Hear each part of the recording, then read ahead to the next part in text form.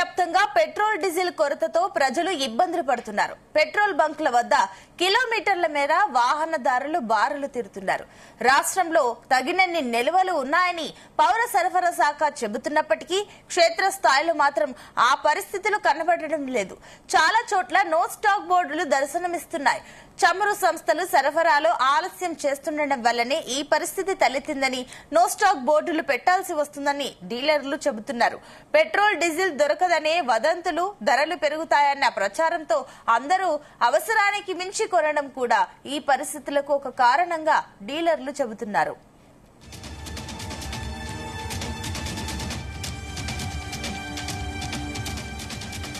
హైదరాబాద్ నగరంలో ఉప్పల్, ఎల్బీనగర్, రామంతపూర్, చెంచల్గూడ, కేపీహెచ్బీ, జూబ్లీహిల్స్ ప్రాంతాలలో కొన్ని బంకుల వద్ద నో స్టాక్ బోర్డులు పెట్టారు.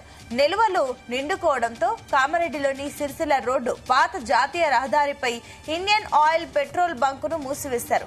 ఉమ్మడి మెదక్ జిల్లాలో డీజిల్ కొరత తీవ్రంగా ఉంది.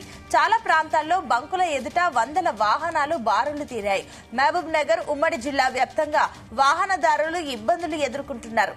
జోగులాంబ, గద్వాల జిల్లాలో ఈ ప్రభావం మరింతగా ఉంది. అలంపూర్, ఐజా ప్రాంతాలలో నో స్టాక్ బోర్డులు కనిపించాయి.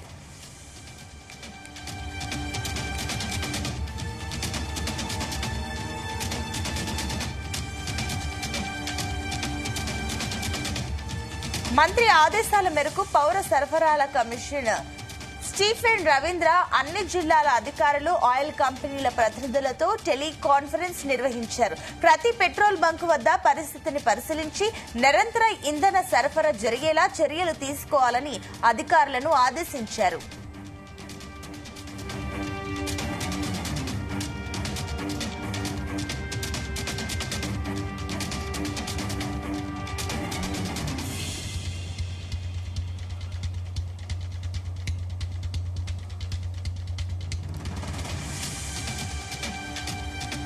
తెలంగాణ వ్యాప్తంగా పెట్రోల్ డీజిల్ కొరతతో ప్రజలు ఇబ్బందులు పడుతున్నారు. అటు పెట్రోల్ బంకుల వద్ద కిలోమీటర్ల మేర వాహనదారులు బారులు తీరుతున్నారు. రాష్ట్రంలో తగినన్ని నిల్వలు ఉన్నాయని పౌర సరఫరా శాఖ చెబుతున్నప్పటికీ క్షేత్రస్థాయిలో మాత్రం ఆ పరిస్థితులు కనబడడం లేదు.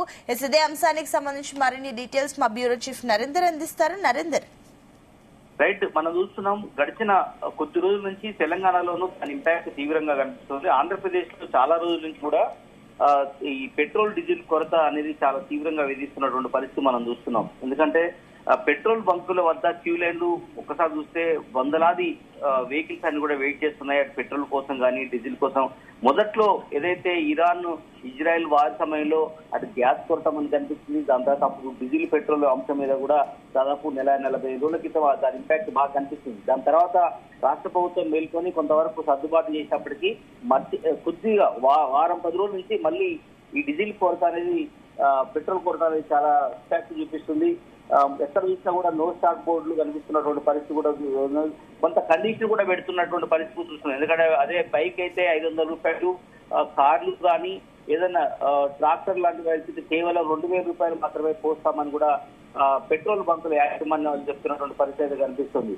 వాస్తవానికి పెట్రోల్, డీజిల్ దొరకదనేటువంటి వదంతుల కారణంగానే చాలా చోట్ల కూడా ఇట్లాంటి నో స్టాక్ బోర్డులు కనిపిస్తున్నాయి అన్నటువంటి పరిస్థితి. అంటే కొంతమంది అవసరానికి మించి భవిష్యత్తులో ఆయనతో కూడా దొరకదు అన్నటువంటి ఏదైతే ప్రచారం జరుగుతుందో సోషల్ మీడియాలో, దానికి అనుగుణంగానే ఎక్కువ మంది ఎక్కడైతే పెట్రోల్, డీజిల్ బాగా దొరుకుతుందో అక్కడ విపరీతంగా తీసుకెళ్తున్నారు. దాని ఇంపాక్ట్ మిగతా చోట్ల మీద కూడా ప్రభావం పడుతుంది అన్నటువంటి పరిస్థితి కనిపిస్తోంది. ఎందుకంటే ఈ పరిస్థితులు రావడానికి డీలర్లు కారణం అనేటువంటి మీద వీళ్ళు, అదే ఆయిల్ కంపెనీలు మాకు స్టాకు సరిగ్గా టైంకి అందియట్లేదు, మేము అమౌంట్ చెల్లించినప్పటికీ వాళ్ళు చెప్తున్నటువంటి మాట.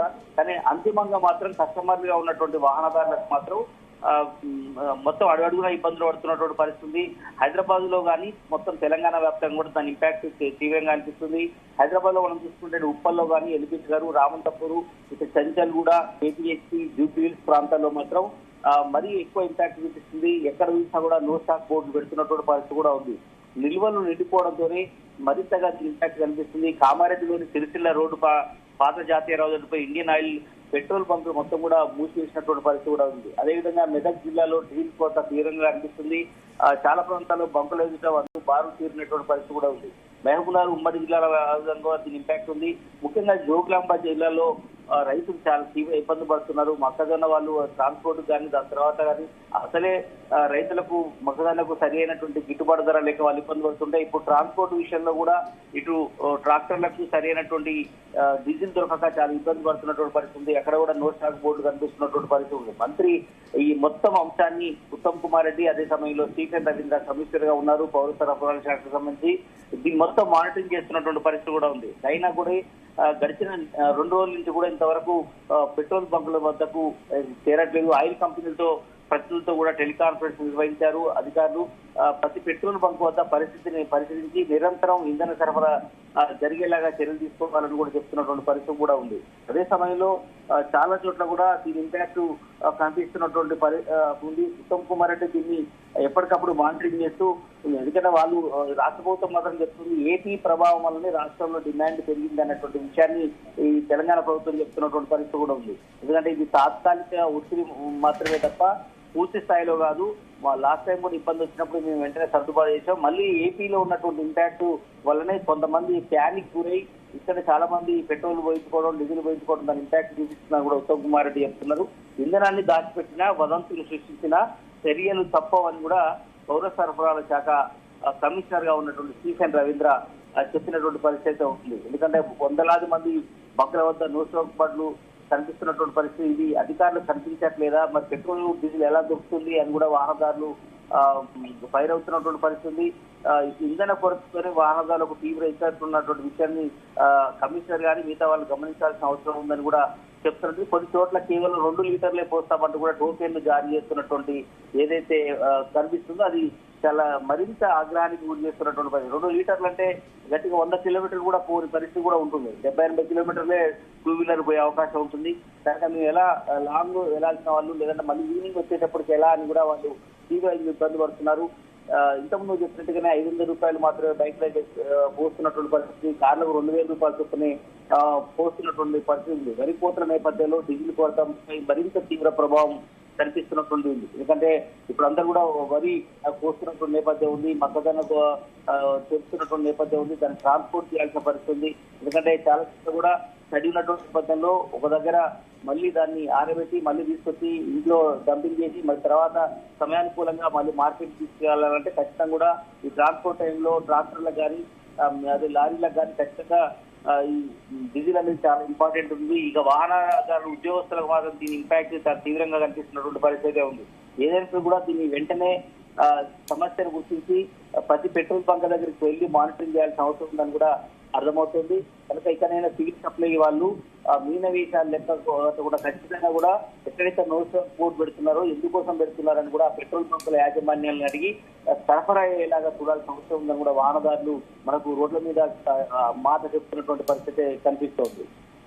Right, thank you Narender.